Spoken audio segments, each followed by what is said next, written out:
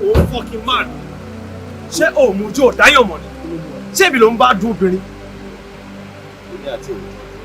Èmi àti ọjọ́ dúró anything àbí? Mo fẹ́ sọ fún yín pé o mọ̀ lẹ́wà mi.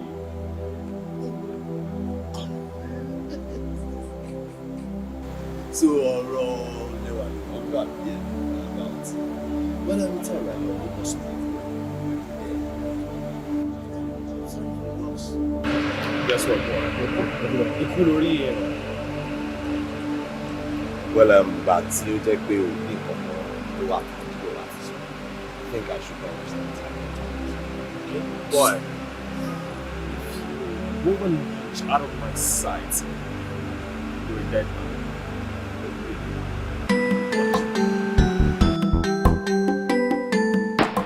Ṣé ti gbọ́n pa èyí kò máa lé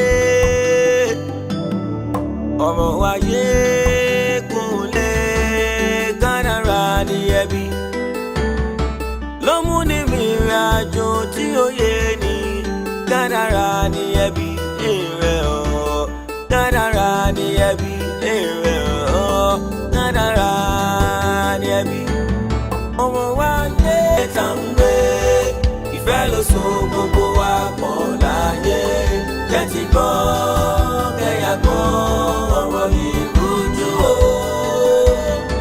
àdúrà ní ẹgbà o àdúrà ní ìgbà o.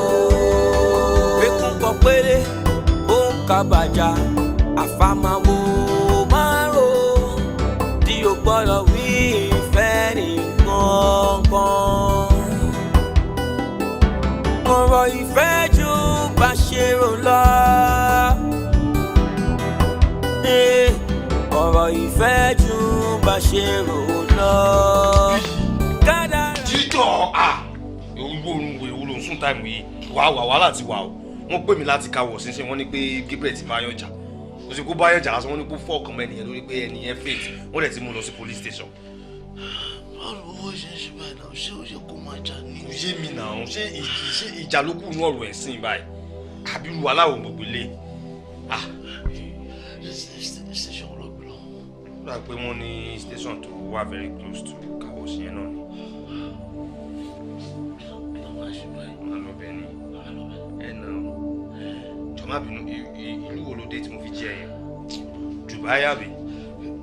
Mo jára kí ẹ. Bọ́bọ́ wọ bàtà kó já lọ́jọ́ kó já lọ bá twin brother tó dáràn. A máa lọ bẹ̀ náà.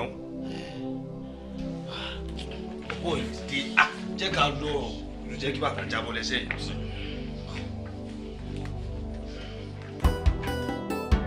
Ọ̀rọ̀ ìfẹ́ jù bá ṣe rò lọ.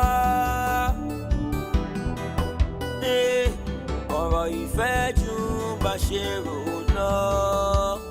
Kádàrá ṣàgbà ẹ̀dá. Kádàrá mi ló kún. Ìmọ̀lẹ̀ ló wà kiri.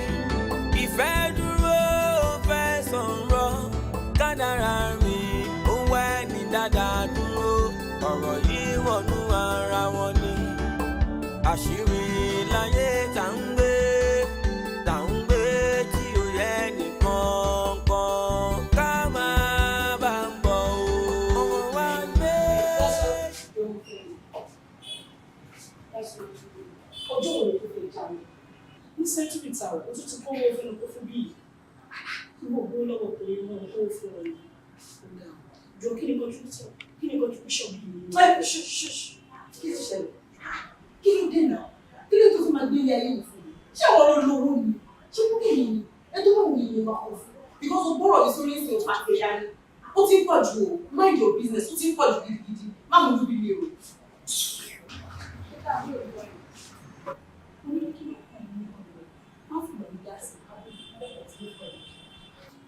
Ṣègbó rẹ̀ mi ní ìjọsọ́nà. Ṣé màá wá nípò tó lẹ̀ máa ní kọ́ rẹ̀ mi lọ kó sínú ẹ̀? Ọ̀rẹ́ mi ní ìnà àánú ọ̀rẹ́ mi máa ṣe mí o. Tó bá dé rí, kò tó sí mi, kò tí fẹ́ mi, ọ̀rẹ́ lásán là ń ṣe, ọ̀rẹ́ kìíní kan ni, mo kàn láìkẹ́ ni, ó kàn láìkì mi ni. Ọlọ́run má jẹ́ kí Dásọ́lá kó fi ìkàbámọ̀ sẹ́yìn báyìí kó dìbò. Ìjọba bá ti fẹ́ ṣọ́ọ̀bù ẹ̀ kó ṣe fífi ẹ̀ṣẹ̀ tiẹ̀. Oníkálukú àbí tẹ̀ lára àwọn àmì máa fi ilẹ̀ láìpẹ́ ló máa fi lè. àmàwò márùn tí o gbọ́dọ̀ wí ìfẹ́ nìkan kan. ọ̀rọ̀ ìfẹ́ ju bá ṣe rò lọ. aṣọ consequences ẹ̀ bá délẹ̀ o ṣé mo ready at face ẹ̀ káyọ̀ pé mo act fast ni ṣé o mọ̀ kí nǹkan tó ṣe yẹn o lè gbé ẹ o lè bára ẹ níbi àìlérò ṣá. wo máa dúpẹ́ lọ́wọ́ Ọlọ́run kó dẹ̀ dúpẹ́ lọ́wọ́ orí ẹ tí o bá ń ṣe ti bí yìí ni nǹkan tá à ń sọ ẹ̀kọ́ làbá máa sọ o àwọn pípù yẹn láti bá ẹ ṣẹjọ́ gidi wọ́n lè bá ẹ fa gidi tí o bá ń ṣe ti no be my fault. tí o bá ń ṣe ti bí yìí. no be my fault. ọmọ. The guy frustrated me as in most. The guy frustrated you. Why not tell them that for police station so that wọ́n balẹ̀ gbọ́n àtẹ̀ ń bẹ̀rù. Kí ló sọ lẹ́nu náà? Ọlọ́run ló yọ ẹ ṣá problem tẹ ni good for you. I swear that won't happen again. I swear that. Ìwọ ló mọ ogun yẹn o wà kí ló ti everywhere tán tẹ dry lé nígbà. Ó dry tán yányán ó dàbí gan mo ti Jones. Èló ló wà lọ́wọ́ ẹ mẹ́ẹ̀. Mi lọ ẹ̀gún owó ńlá mo fẹ́ mi. Ẹ̀rù jáde ńlọ́ngẹ̀. má má ṣohun ìkọ̀kọ̀ọ̀kan. ẹnikẹ́ni tí wọ́n bá nípa láti ṣèrànlọ́wọ́ fún òun náà lẹ́ni kejì ẹ̀ bọ́ ọkùnrin ni bí yìí náà bí yìí náà ní láti ṣe bí ọkùnrin àbí tẹ́yìn méjèèjì bá lè tà fẹ́ra yín sílé ńkọ́. ẹ máa gbà mí lọ́wọ́ Tinúọlá ṣòfò owó elépo sétí ni I've said it 1,000,001 times èmi àti bí yìí ò lọ́rọ̀ àjọsọ pàfẹ́fẹ́ ra wa we are just friends ó dẹ̀ ń tẹnu mọ́ fẹ́ra yín. just friends babe not your side anymore friendship yẹn kò sí lọ́dọ̀ ẹ̀ mọ́ rárá owó máa bẹ́tà kó tètè jẹ́ kó mọ mind ẹ̀ kó tó di pé máa late ṣé jẹ́ kí n san kankan fún ẹ kọ́kùnrin rí jò kóbìnrin pa kéjọ ṣáma ti escape since táwọn ọkùnrin like wa tán wá bá wa kò sí bí ìjọba like wọn. torí tẹ̀sán bàbá dé àṣẹ ní nígbà èèfì o.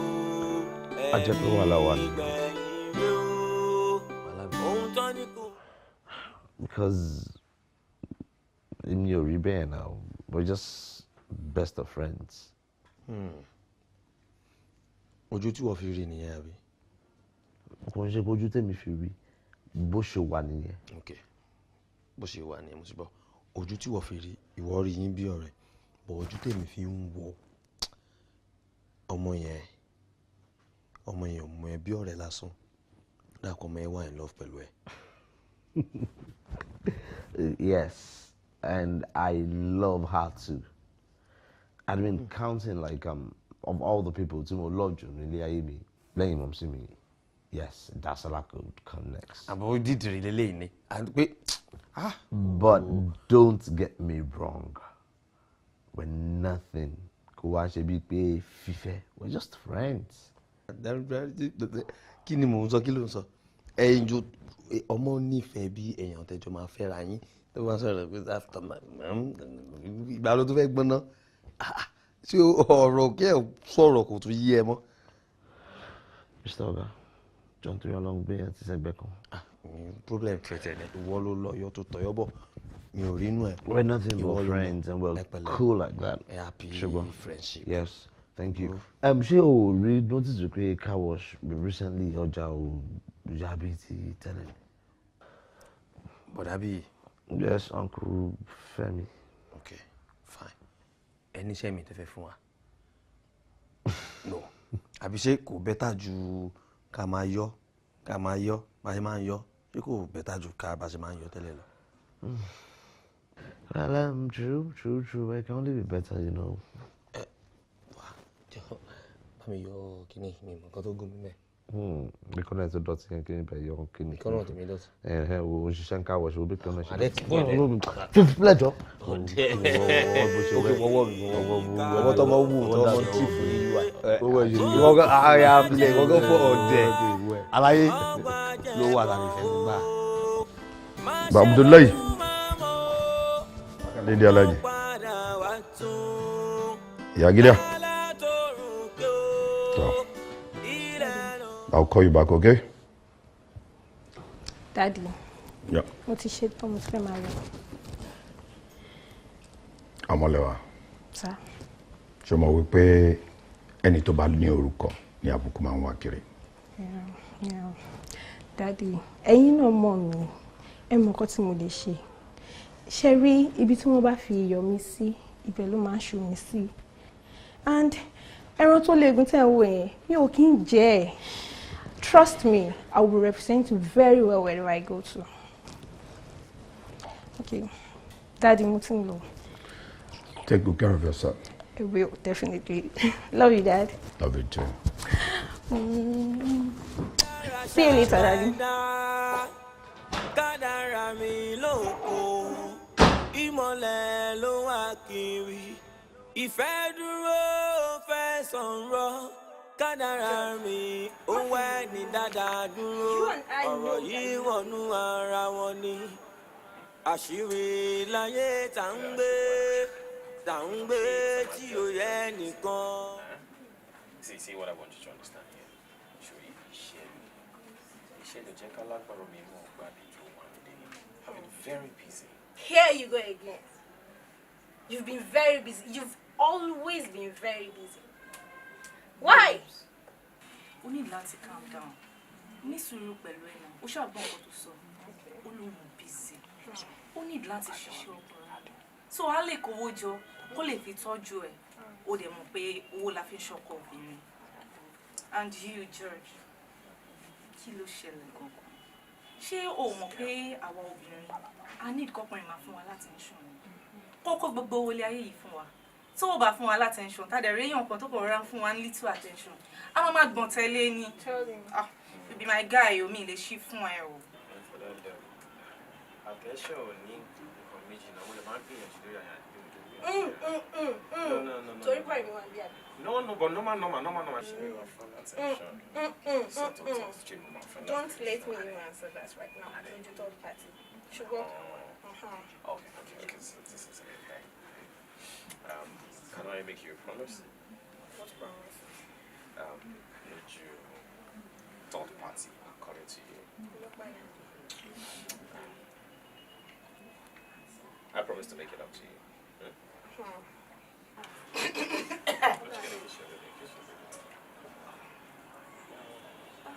You're always doing this. Sure, you know. Oh, more now. You're always doing this. Yes, when you're gonna get me. Actually, George, o rí báàgì wọn tí mo like. Kí ló ṣe? Wait, no, go to the Sit down, George. Jacob, I do it. Kékeré. Ọmọ wa yé jọ, oyè mi, oyè wọ. Àìwo ni bá. Àìwo ni. Láìpẹ́ máa fẹ́ fa wèrè mọ́ ìwé ni. Àìwo ti jẹ ní ìlànà fún mi lọ́rin. Wá gbẹ má lọ́ọ́ lọ ti wá náà. Bá ọmọ Ìbàdàn lèmi sóun wá ní. Àbájọ wèrè kọ́ la. Come back here. Give me food. Hey. Get up. Shut up. Come back here. Ọ̀gá farabalẹ̀ náà. Àkàndá. Ẹ̀rọ ra kà ó. Àlàyé máa kó owó náà.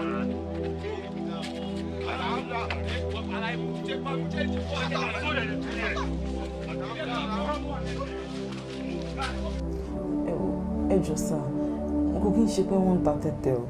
Ibi tẹ́tí rí wọn yẹn, ibi iṣẹ́ wọn ni, wọ́n kàn ń ṣe eré ọwọ́ tí wọ́n ni.